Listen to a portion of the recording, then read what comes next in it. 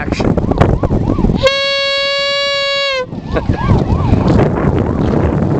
Sailing vessel Moorea getting ready to take off on the Atlantic crossing.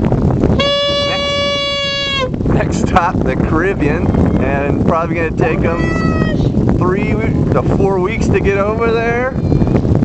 And this is their last landfall, Canary Island, Grand Canary. Next stop, Caribbean. We're freezing out here. Good luck. See you on the other side.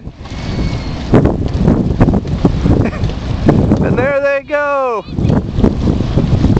They're on their way. Amy's giving them a little salute. They're navigating their way out.